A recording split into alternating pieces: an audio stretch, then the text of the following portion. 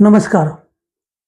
मी प्रदीप जोशी आणि आपण पाहत आहात प्रदीप जोशी साहित्य.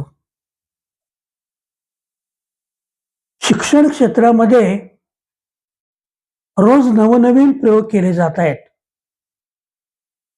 पण शिक्षण काही सुधारत नाही. एका बाजूला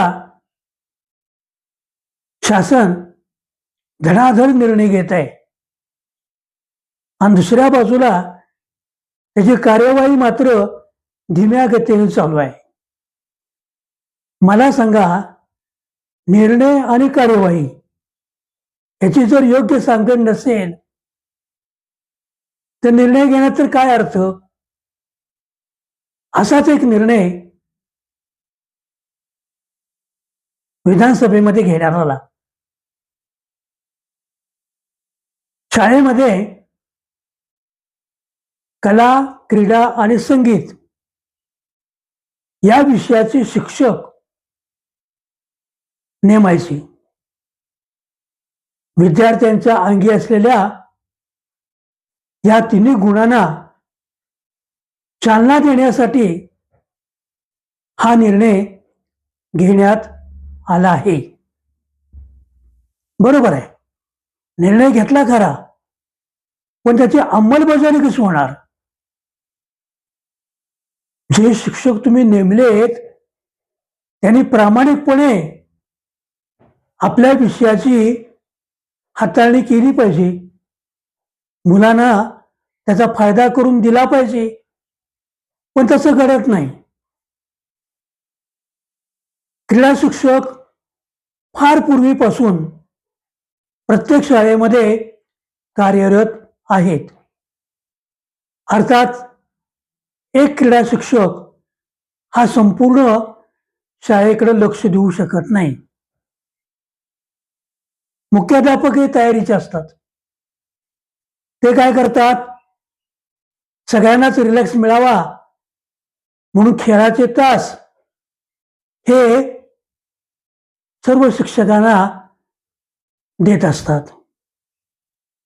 आता जे शिक्षक कधी क्रीडांगणावर गेलेच नाहीत, त्यांच्या नावावर खेळाचे तास असून उपयोग काय? मला सांगा. ते वर्गात येणार, विद्यार्थ्यांना म्हणणार कुठला तास आहे? मुलं म्हणली खेळाचा, जावा खेळायला म्हणणार आणि हे स्टाफ रूम मध्ये जाऊन बसणार. एखादे शिक्षक येणार, आत्ता खेळाचा तास आहे ना, चला खेळाऐवजी इंग्रजीचा तास होईल, खेळाऐवजी गणिताचा तास होईल. मुलांना क्रीडांगणावर सोडण्याचा प्रश्नच निकाली काढून टाकतात. जी गोष्ट खेळाची आहे तीच गोष्ट कलेची होणार आहे, तीच गोष्ट संगीताची होणार आहे. अहो, संगीत शिक्षक तुम्ही नेमले, त्याला साधनं कुठं आहेत? शाळेमध्ये पेटी आहे, शाळेमध्ये तबला आहे, शाळेमध्ये गायनाचं ज्ञान कुणाला आहे? काय त्या संगीत शिक्षकाचा आणि संगीताचा शाळेमध्ये समावेश करून उपयोग? आपण उद्योग चांगला ठेवतो, पण तो साध्य होत नाही ना. कला शिक्षक स्वतः फळ्यावर चित्र काढत बसतात, छान काढतात, पण मुलांना ते शिकवत नाहीत की चित्र काढण्यासाठी प्रमाण कसं घ्यायचं, रेखाटन कसं करायचं.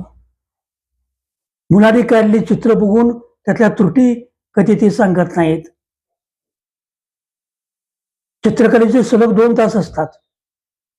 2 तास मुलं चित्रकलेमध्ये रममाण होत असतात, पण किती जणांची चित्र पाहण्यालायक आणि चांगली असतात. हे सारं चित्र बदललं पाहिजे, नियोजन झालं पाहिजे. आज मुलांना फक्त मानवी चेहरा काढायला शिकवेल आणि त्यात मुलांना तरबेज केलं पाहिजे. मग चांगले चित्रकार निर्माण होतील. खेळामध्ये आज मी फुटबॉलचं ज्ञान मुलांना देईन, क्रिकेटचं ज्ञान देईन, कबड्डीचं ज्ञान देईन, खो खोचं ज्ञान देईन, पण त्यातून चांगले संघ तयार झाले पाहिजेत. ते जर होत नसतील तर काय त्या शिक्षणाचा उपयोग आहे? कशाला ते विषय समावेश करायचे आहेत आणि शिक्षकांना फुकटचे पगार द्यायचे आहेत? हे सारं चित्र बदलण्याची गरज आहे. केवळ अशा प्रकारच्या रचना करून चालणार नाही.